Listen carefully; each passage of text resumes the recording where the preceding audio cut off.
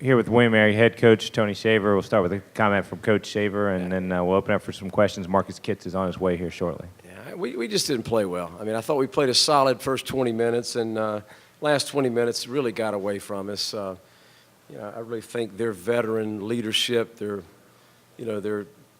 maturity showed a lot in that last 20 minutes, and maybe our youth showed a little bit at the same time. But you get to this point to win CAA tournament games, you got to play well, and we really didn't play at the level we feel like we're capable of.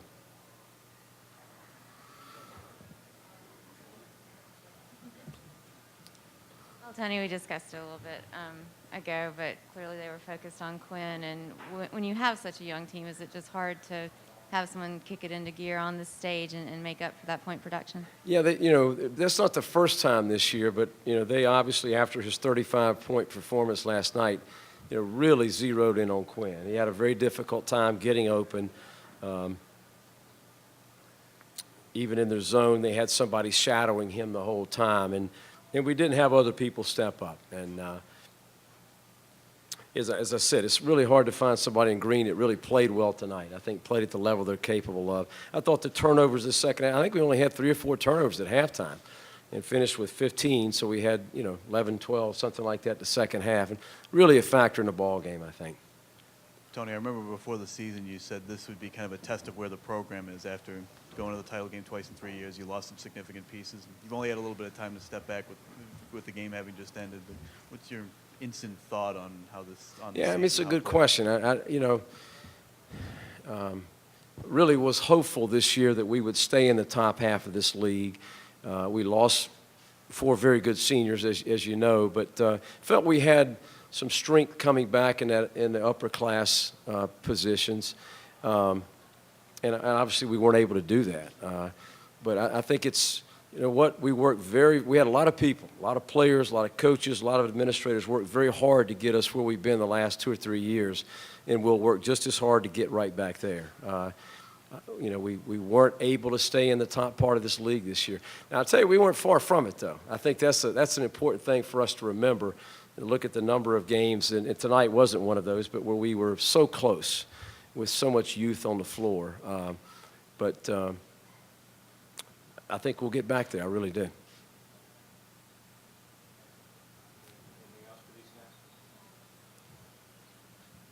Marcus, just your thoughts. I know this isn't how you want to go out in your last game, but just your career. And tonight, in the first half, you showed a lot of aggression in the lane. Just what was the going like for you tonight, and just some thoughts on your career, if you could. Yeah, it's certainly not the way I wanted to end, but I really enjoyed my time here. I thought in the first half we really stuck with them. 2 free throws to go into the half. I thought that would give us some confidence coming out, but it's a really good team. Hofstra's got the best player in the league, so kudos to them. And that's really it. I've really enjoyed my career here. I'm really grateful for all the coaches and players I've played with. So, the young guy that's played in 2 of the last 4 CAA championship games, and had quite a few CAA tournament wins under his belt, and he's done everything the right way. I mean, absolutely everything the right.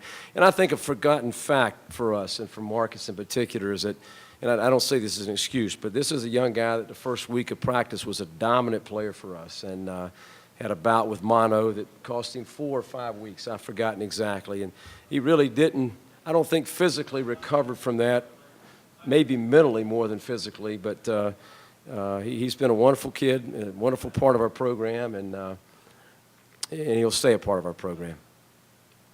Yes, sir. Tony, you did a pretty good job of keeping Jenkins quiet for 22 minutes, and then he kind of went off on you, which kind of led to the game getting out. How difficult is it to keep him down for the whole game? Well, it's been difficult for us, that's for sure. The same thing happened at Hofstra at the end of the season. We did a really nice job the first half, and then he just puts his head down, and he's so strong. He's got an NBA body, and when the whistle blows, as it did tonight, and he gets every foul call, he's going to go to the foul line all night. And that, was a factor in the ball game. Where they shot 19 second-half free throws, and I think we shot 5, but 3 of those were in the last 60 seconds of the half, too. So you got to win the free throw battle, and we didn't in that second half tonight.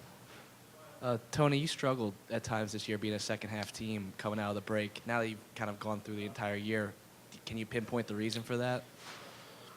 I think great teams are consistent, for 40 minutes, and we weren't consistent for 40 minutes night in and night out. I think that's a hard thing to do for young people sometimes. I thought last year's team, for example, such experience, we were solid as a rock almost minute by minute. And tonight, or this season, we were up and down a little bit. I think part of that's youth, but not all of it. We'll look at those areas, and that's a great basketball team.